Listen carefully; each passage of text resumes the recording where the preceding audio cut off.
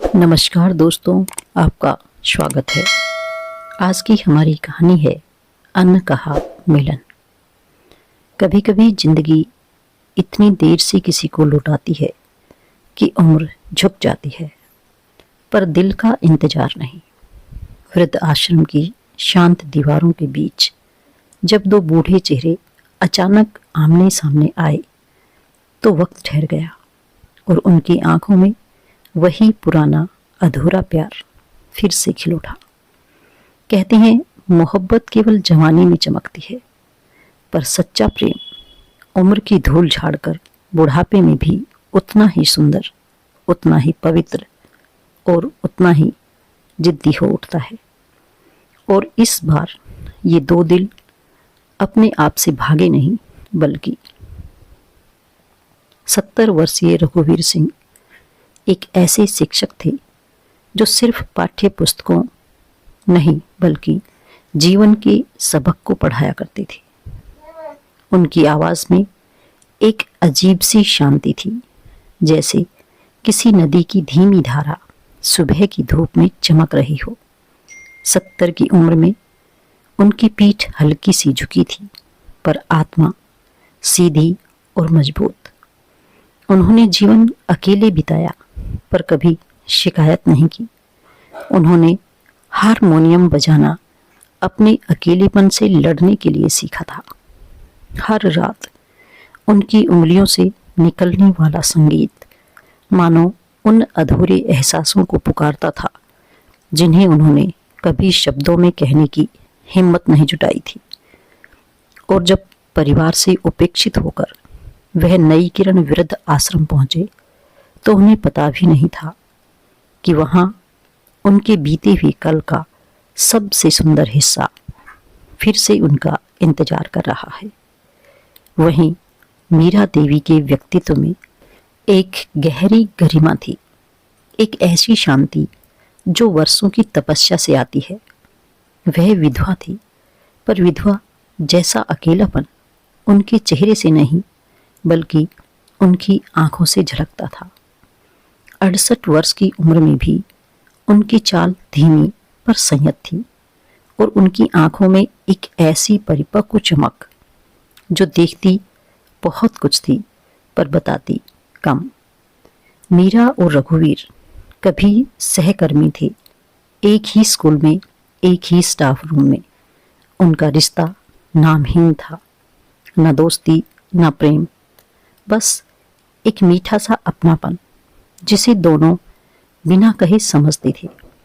समाज, परिवार और जिम्मेदारियों ने उन्हें कभी करीब नहीं आने दिया और मीरा ने हमेशा यही माना कि कुछ कहानियां अधूरी ही अच्छी होती हैं। पर जब किस्मत उन्हें नई किरण वृद्धाश्रम में दोबारा रघुवीर के सामने ले आई तो उन्होंने अपना चेहरा मोड़ लिया, क्योंकि सबसे ज्यादा दर्द वही रिश्ते देते हैं जिन्हें दिल अब भी नहीं भूला। नई किरण सिर्फ दीवारों का घर नहीं था, यह उन सभी लोगों का दूसरा जन्म था जिन्हें समाज ने बूढ़ा कहकर छोड़ दिया था।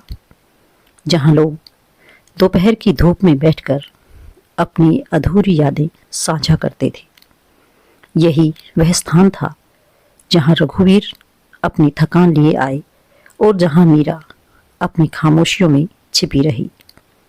और यही वह जमीन थी जहां दो बुजुर्ग दिलों ने अधूरे प्रेम को फिर से खिलते देखा। बारिश के बाद की हवा में मिट्टी की एक हल्की सी खुशबू तैर रही थी। वृद्धाश्रम नई किरण के बाहर लगे नीम के पुराने पेड़ से पानी की बूंदें टपक टपक कर जमीन पर गिर रही थी, जैसे समय खुद धीमे धीमे पिघल रहा हो। उधर गेट पर एक सफेद रंग की वैन आकर रुकी। ड्राइवर ने दरवाजा खोला और धीरे धीरे उतरते हुए दिखाई दिए 70 वर्षीय रघुवीर सिंह। हल्की दाढ़ी, माथे पर गहरी लकीरें और आंखों में जैसे कई सालों का थका हुआ उजाला। वो खुद को संभालते हुए बाहर निकले और एक पल रुककर वृद्ध आश्रम को ऐसे देखा जैसे किसी अजनबी जगह नहीं बल्कि अपने अधूरे अतीत की चौखट पर खड़े हों। वो अंदर पहुंचे तो रिसेप्शन पर बैठी नर्स ने मुस्कुराकर पूछा, नाम बताइए बाबा। रघुवीर ने चश्मा ठीक किया। रघुवीर सिंह। रहने की व्यवस्था पहले से कर रखी है। आवाज में झिझक नहीं, लेकिन गहरे अंदर एक ठंडा सा सन्नाटा था, जैसे किसी ने धीरे से दिल की दीवार पर चोट की हो। उसी समय बरामदे में बैठी मीरा देवी अपनी ऊनी शॉल ठीक कर रही थी। उनके हाथ उम्र के साथ कांपते थे, पर आंखों में वही पुराना स्नेह, वही गहराई। वो बाकी वृद्धों की तरह ऊंची आवाज में बातें नहीं करती थी, बस चुपचाप अपने कमरे के बाहर बैठकर आती जाती हवा, लगातार बदलते चेहरे और अपने भीतर के खालीपन को देखा करती थी। लेकिन आज उनकी नजर अचानक दरवाजे की ओर अटक गई। एक परिचित चाल, हल्की झुकावट, दर्द छुपाते हुए मुस्कान, ओढ़े हुए कंधे, और वो चश्मा जिसे ठीक करते हुए कोई कहता था, इतना मत घूरा करो मीरा, दिल धड़कने लगता है। मीरा का दिल सचमुच एक पल को रुक गया। वो आवाज नहीं कर पाई, सांस गले में अटक गई, जमीन जैसे पैरों में नहीं रही हो। रघुवीर, पर ये शब्द सिर्फ उनके भीतर गूंजे, हवा में नहीं। वो खुद से लड़ती हुई उठी, लेकिन फिर बैठ गई, चेहरा सख्त कर लिया, मानो एक उम्र पहले बीता हर दर्द अभी भी कांटे की तरह धंसा हुआ हो। मैं उनसे नहीं मिलूंगी, उन्होंने धीरे से अपने आप से कहा। हालांकि उनके शब्दों में कपकपाहट साफ थी। दूसरी ओर रघुवीर अपने कमरे की ओर जा रहे थे, लेकिन हर कदम ऐसा था जैसे उन्हें किसी अनजानी ओर धकेल रहा हो। दिल के भीतर एक ही बात, क्या मीरा यहाँ होगी? कई सालों से उनकी छवि उनके मन में जमी हुई थी। भूरे बालों में चांदी की धार, हवा में धीमे उड़ते पल्लू के साथ हंसती हुई मीरा। और वो आखिरी शाम जब समाज और घर वालों ने उनका रिश्ता एक झटके में अस्वीकार कर दिया था। उन्होंने कमरे का दरवाजा खोला, बैग रखकर धीरे से बैठ गए। दिल में हलचल थी, कंधे झुक गए थे और आंखें अनजाने डर से भर गई थी।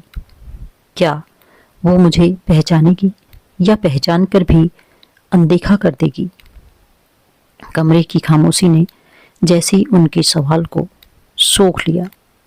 और उधर बरामदे में मीरा की आंखें अभी भी उसी गेट पर टिकी हुई थी, जहां चंद मिनट पहले उनका अधूरा अतीत अंदर दाखिल हुआ था। उनके होठ सूखी से खुलकर बस इतना बोले, इतने साल बाद क्यों आए हो रघुवीर? लेकिन जवाब देने वाला कोई नहीं था। अभी तो कहानी की शुरुआत हुई थी, जहां दो दिलों के बीच एक उम्र की दूरी खड़ी थी और बहुत सारी बातें जो कभी कह ही नहीं पाए थे। नई किरण वृद्धाश्रम में दिन बड़े धीमे धीमे बीतते थे। सुबह की चाय, दवाई, डॉक्टर का राउंड, फिर खामोशी। एक ऐसी खामोशी जिसमें हर इंसान अपने पुराने दिनों की आवाजें सुनता रहता था। रघुवीर को आए 3 दिन हो चुके थे। तीनों दिन मीरा ने उन्हें देखा था, पर यह दिखाया नहीं कि पहचानना है। जहां वो आते, मीरा उधर से उठकर चली जाती।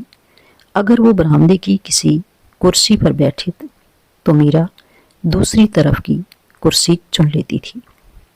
उनकी आंखें कभी सीधे रघुवीर की तरफ नहीं जाती, मानो आंखें मिलते ही बीते सालों का मलबा गिर पड़ेगा। रघुवीर यह सब महसूस करते थे।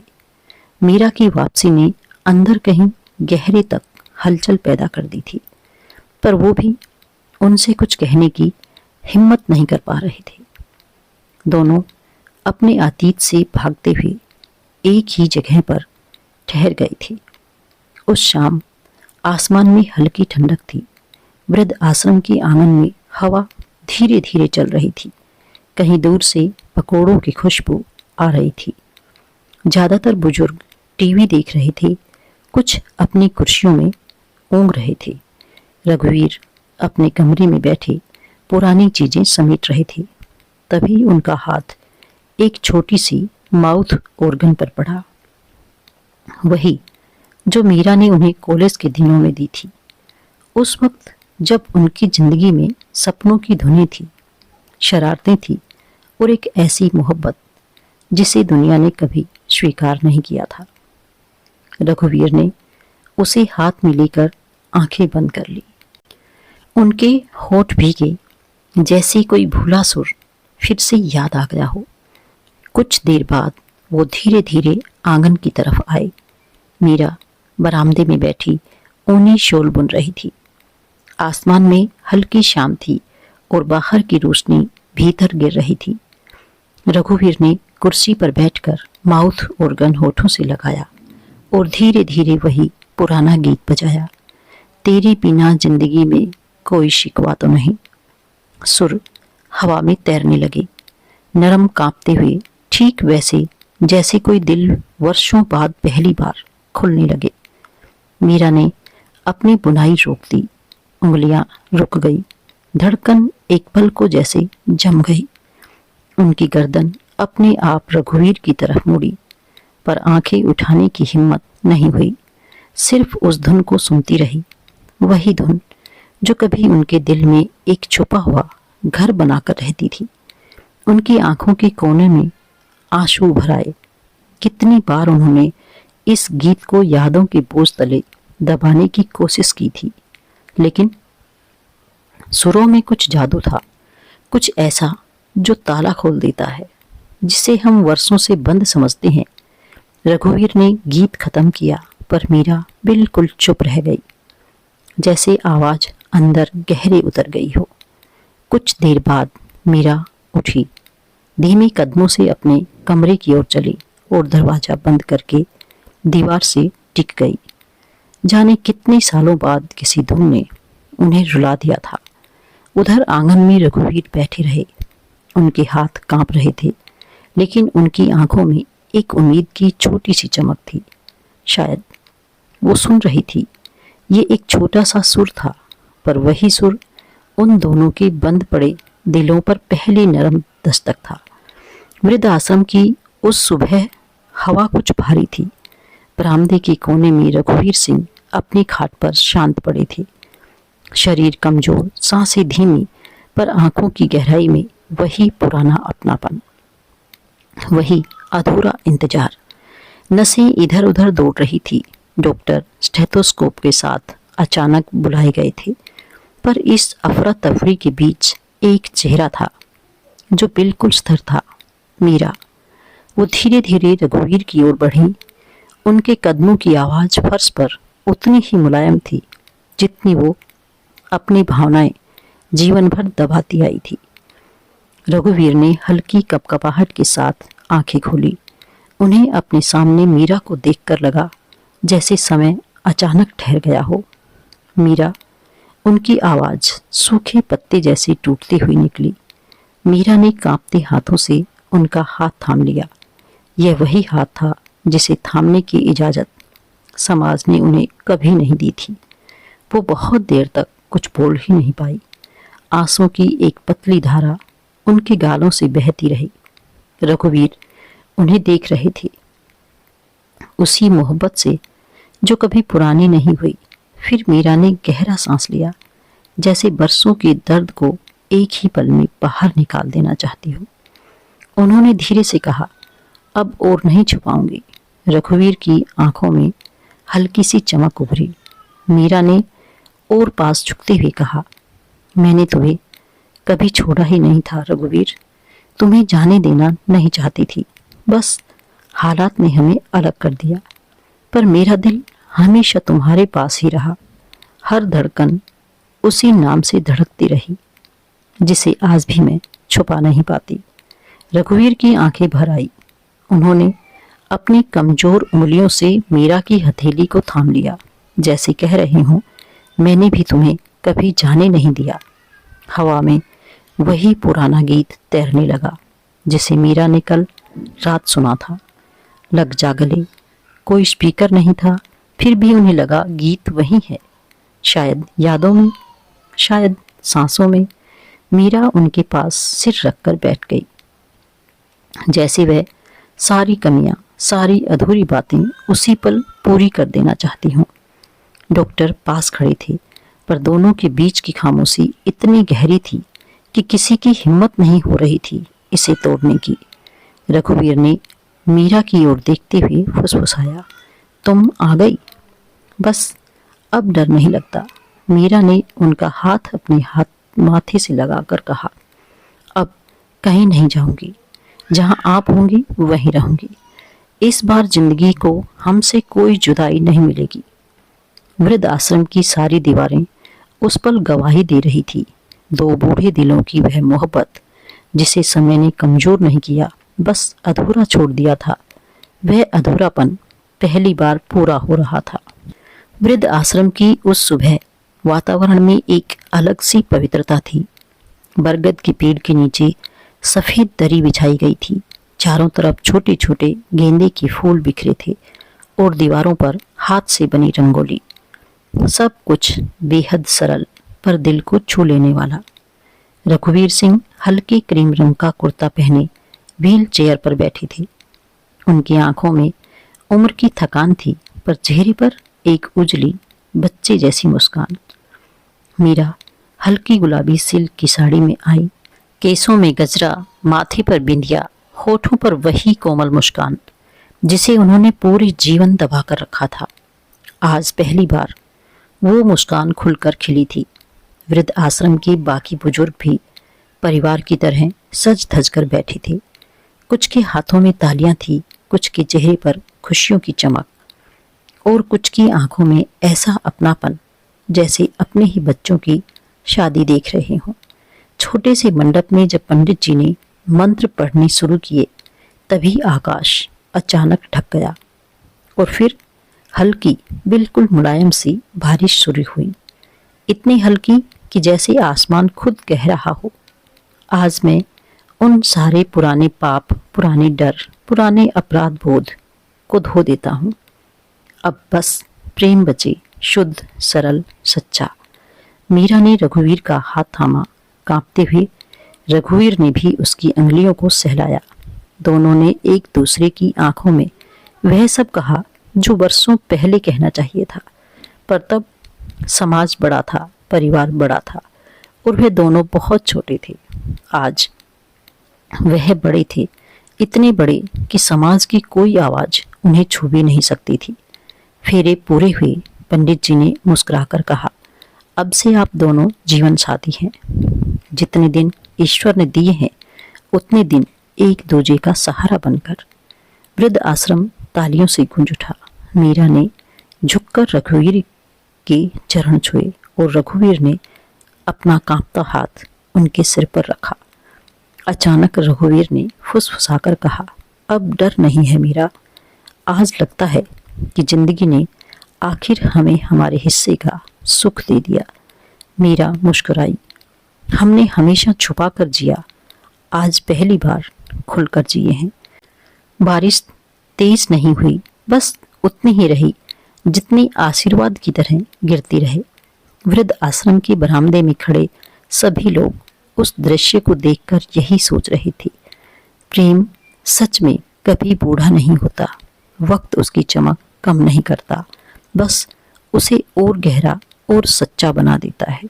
समाज के डर से छिपा प्यार भी सच्चा रह सकता है, बस उसे स्वीकार करने की देर होती है। प्रेम कभी उम्र का मोहताज नहीं होता और न ही दुनिया की मान्यताओं का। सच्चा प्यार वहीं खिलता है जहां दो दिल उसे स्वीकार कर लें। तो दोस्तों, यह थी हमारी आज की कहानी। आपको कैसी लगी कमेंट करके ज़रूर बताएं और यदि आप मेरे चैनल पर नए हैं तो इसे सब्सक्राइब करके बेल आइकन को जरूर दबाएं ताकि आने वाली वीडियो का नोटिफिकेशन आप तक पहुंचता रहे। धन्यवाद।